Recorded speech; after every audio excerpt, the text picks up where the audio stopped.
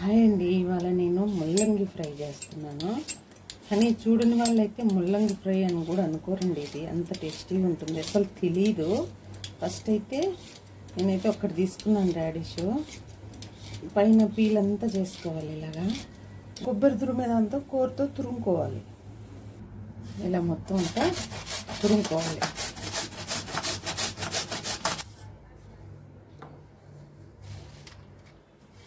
ఇలా అంతా తురుము పెట్టేసుకుని, ఇది వాటర్ లేకుండా, దీంట్లో వాటర్గా ఉంది, అంత జల్లిగా అదంతా పిండేసుకోవాలి. చూసారా, వాటర్ అంతా వచ్చేస్తుంది. అంతా పిండేసి ఒక ప్లేట్లోకి తీసేసుకోవాలి. వాటర్ ఉంటే మళ్ళీ అంత నీరుగా అయిపోతుంది, టేస్ట్ రాదు. ఇలా అంతా పిండి బాగా బలం కొద్దీ ఒక్క డ్రాప్ కూడా ఉండకూడదు. ఇలా పిండి వేసుకుని ఒక ప్లేట్లోకి వేసేసుకోవాలి పొడిగా.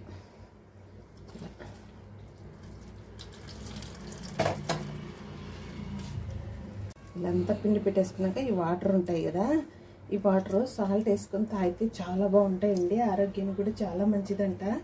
క్యాన్సర్ పేషెంట్లకు కూడా చాలా మంచిదంట. నేనైతే సాల్ట్ వేసుకొని తాగేస్తాను. కొంచెం సాల్ట్ వేసుకుని తాగేసేస్తే చాలా బాగుంటాయి. ఇవి గ్లాసులోకి పోసుకుని తక్కువ పడేయకూడదండి. అది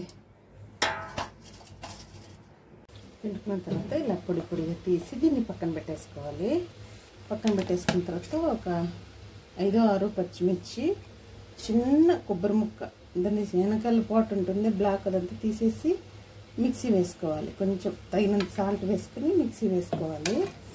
నేను మిక్సీ వేసుకుంటున్నాను. పైన వెనకాల బ్లాక్ పెడితే కొంచెం ఈ కాలం దగ్గు వస్తుంది పిల్లలకి, అందుకనేసి నేను అది తీసేసాను. పిల్లర్తో తీసేస్తే వస్తుంది. చిన్న ఒక 1/2 స్పూన్ సాల్ట్ వేసాను. మిక్సీ వేసుకోవాలి. ఇలా మిక్సీ వేసి పక్కన పెట్టేసుకోవాలి. ఇది కడాయి పెట్టుకుని స్టవ్ ఆన్ చేసుకొని 1.5 స్పూన్ ఆయిల్ వేసుకోవాలి. ఆయిల్ వేసుకుని ఆయిల్ హీట్ ఎక్కాలి.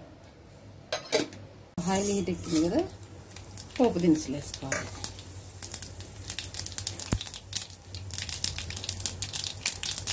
ఒక పెద్ద సైజు ఉల్లిపాయ కట్ చేసుకొని చిన్న ముక్కలుగా వేసుకున్నానండి. కావాలంటే మీరు ఇంకా టేస్ట్ మంచిగా ఉండాలంటే ఇంకొక ఉల్లిపాయ వేసుకొని చేసుకోవచ్చు. దూరగా వేసుకోవాలి. ఇప్పుడు తగినంత పసుపు, ఒక 1/2 స్పూన్ పసుపు వేసుకొని కలుపుకోవాలి.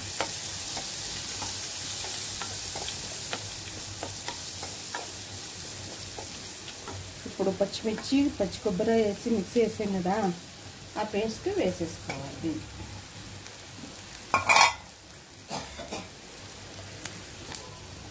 వేసుకుని పచ్చివాసన పోయేంత వరకు కలుపుకుంటూ ఉండాలి. ఎందుకంటే పచ్చి కొబ్బరి, పచ్చి మిర్చి కదా, రెండు పచ్చివాసన పోయేంత వరకు వేసుకుంటూ ఉండాలి.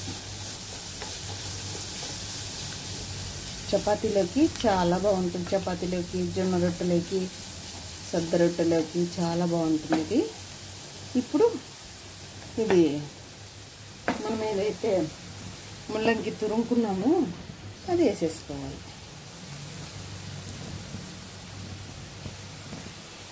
సిమ్లోనే పెట్టుకోవాలండి, హైలో పెట్టుకోకూడదు. హైలో పెడితే మాడిపోతుంది. పెట్టుకొని చిన్నగా ఇలా కలుపుకోవాలి. లేట్ కానీ ఇది అవ్వడం మాత్రం ఈజీగా. కాసేపు మూత పెట్టుకోవాలి.